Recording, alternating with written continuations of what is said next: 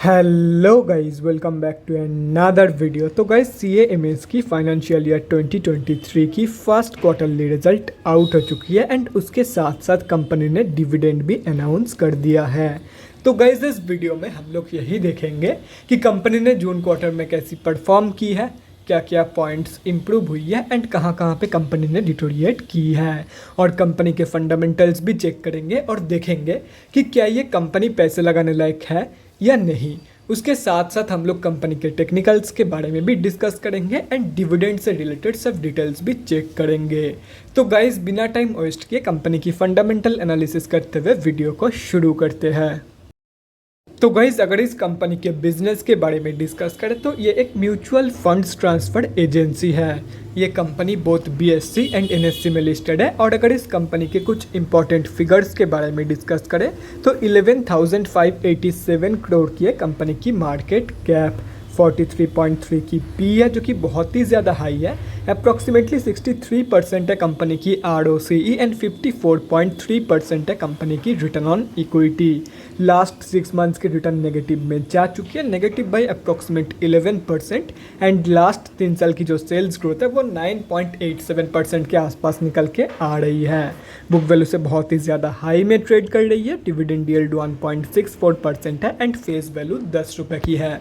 अभी अगर इस कंपनी की जून क्वार्टर की रिजल्ट के बारे में डिस्कस करें तो गाइस, जून 2022 की क्वार्टर की अनऑडिटेड कंसोलिडेटेड फाइनेंशियल रिजल्ट आप लोगों के सामने है। एंड यहाँ पे जितने भी सारे फिगर्स हैं वो सब लैक्स में दिया हुआ है, लेकिन डोंट वरी अबाउट इट, क्योंकि मैं हर एक फिगर्स को क्रोर्स में कन्वर्ट करने के बाद ही आप लोगों को बताऊंगा ताकि आप लोगों को भी समझने में आसानी हो।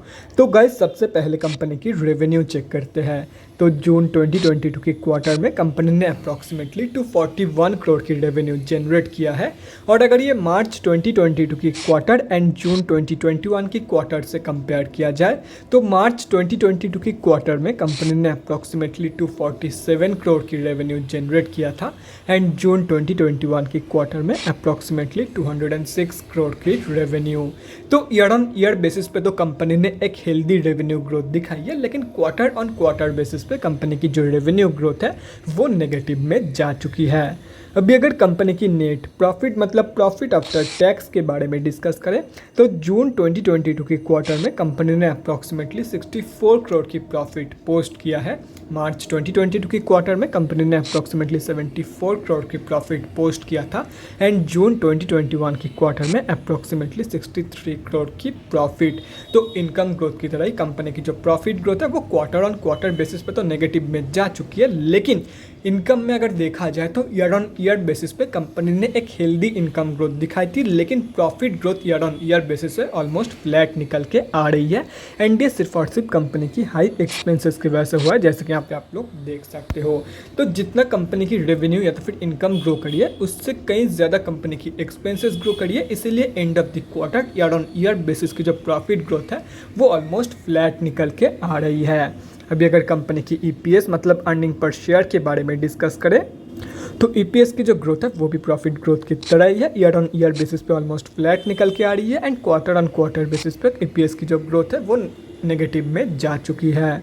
तो अगर ओवरऑल देखा जाए तो क्वार्टर ऑन क्वार्टर बेसिस की जो कंपनी की ग्रोथ है वो नेगेटिव में इंटायरली जा चुकी है and year on year basis की जो ग्रोथ है वो ऑलमोस्ट फ्लैट साइड पे ही निकल के आ रही है। तो ओवरऑल जो जून क्वार्टर की रिजल्ट है वो अच्छा खासा वीक निकल के आया है। अभी अगर कंपनी की बैलेंस शीट के हेल्थ के बारे में डिस्कस करें, फाइनेंशियल ईयर 2022 में कंपनी की रिजर्व इंक्रीज हुई है, मतलब बैलेंस शीट की हेल्थ इंप्रूव हुई है इन FY 2022। एंड अगर ओवरऑल देखा जाए तो डेट की कंपैरिजन में कई गुना ज़्यादा पॉजिटिव रिजर्व मौजूद है कंपनी के पास। तो ओवरऑल जो बैलेंस शीट की हेल्थ है वो भी बहुत ही बढ़िया निकल के आ रही है। अभी अगर कंपनी के कैश फ्लोज के बारे में डिस्कस करें तो कैश फ्लोज की जो कंडीशन है वो डिटोरिएट हुई है इन FY 2022। FY 2021 में कंपनी के पास नेगेटिव 6 करोड़ की कैश फ्लोज मौजूद थी, जो कि अभी डिटोरिएट हो गए और भी ज़्यादा नेगेटिव की तरफ जा चुकी है एंड अभी कंपनी के पास नेगेटिव 11 करोड़ की कैश फ्लोज मौजूद है। और अगर कंपनी की शेयर होल्डिंग पैटर्न के बारे में डिस्कस करें तो जून क्वार्टरली की शेयर होल्डिंग पैटर्न आप लोगों के सामने है। जून की क्वार्टर में प्रमोटर्स ने सेलिंग करी है, बाकी FIIs एंड DIIs दोनों ने ही बाइंग करी है in June quarter end end of the quarter public से माल उठाया गया है। और अगर पब्लिक में डिस्कस करें तो गाइस यहाँ पे आप लोग देख सकते हो पब्लिक में 3 बड़े रिटेलर की होल्डिंग है। एंड अगर ये तीनों कैलकुलेट करते हो तो इस कंपनी में हम अब जैसे छोटे मोटे रिटेलर की जो होल्डिंग है 21.51% के आसपास निकल के आ रही है। तो गाइस अभी कंक्लूजन पे आते हैं, क्या आप लोगों को इस कंपनी में पैसा लगाना चाहिए या नहीं।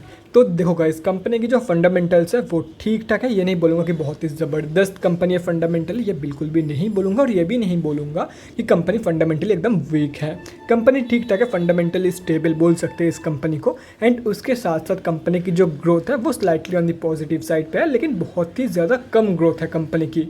जून क्वार्टर के रिजल्ट में मैंने आप लोग को दिखाई दिया, ईयर ऑन ईयर बेसिस पे एक पॉजिटिव ग्रोथ तो दिखाई है, लेकिन वो ऑलमोस्ट फ्लैट निकल के आ रही है ईपीएस में एंड प्रॉफिट में। तो इसीलिए कंपनी में पॉजिटिव ग्रोथ तो है, लेकिन वो बहुत ही ज़्यादा कम है, बहुत ही ज़्यादा कम ग्रोथ है इस कंपनी की। तो ऐसे में मैं आप लोग को यही बोलूँगा, अगर कंपनी के ऊपर भरोसा है then you can definitely go for it, otherwise इसको एज एन ऑप्शन कंसिडर करके चल सकते हो।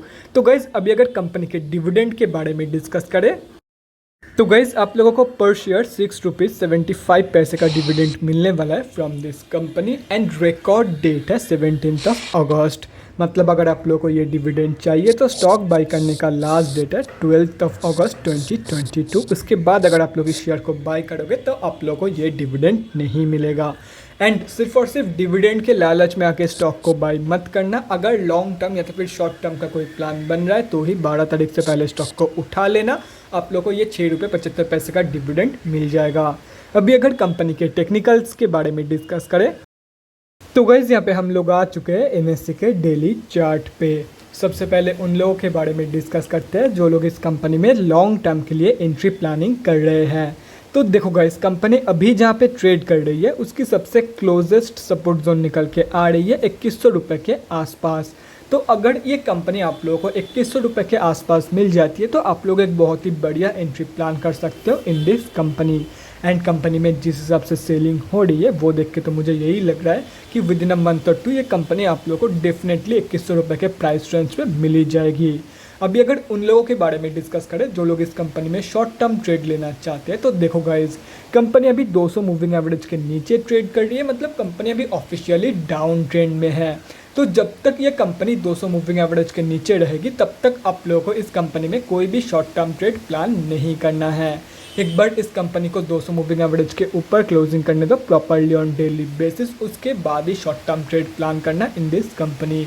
और रही बात स्विंग ट्रेडर्स की तो guys simply wait for the reversal from the support of 2100 रुपये। जब कंपनी ऐसे रिवर्सल शो करेगी तब रिवर्सल कंफर्मेशन के बाद आप लोग ट्रेड प्लान कर सकते हो। फर्स्ट टारगेट होगा 2600 रुपीज़ का, सेकेंड टारगेट होगा ऑलमोस्ट 3000 रुपीज़ का। एंड बाकी के इंपॉर्टेंट लेवल्स आप लोगों के सामने हैं। तो अगर आप लोग चाहते हो तो स्क्रीनशॉट लेके रख सकते हो, कहीं पे नोट डाउन करना चाहते हो तो वो भी आप लोग कर सकते हो। तो guys that's it for this video. अगले वीडियो में मिलते हैं गाइज। Thanks for watching. और गाइज अगर आप लोगों के मन में कोई भी डाउट या क्वेरी रहती है स्टॉक मार्केट या किसी भी स्टॉक से रिलेटेड तो कमेंट सेक्शन में कमेंट करके मुझसे पूछ सकते हो, या तो फिर मेरे इंस्टाग्राम का लिंक आप लोगों को डिस्क्रिप्शन बॉक्स में मिल जाएगा, जाके वहाँ पर भी मुझे DM कर सकते हो for an 1-on-1 conversation. Thanks again for watching guys. Bye guys, and definitely guys, stay safe.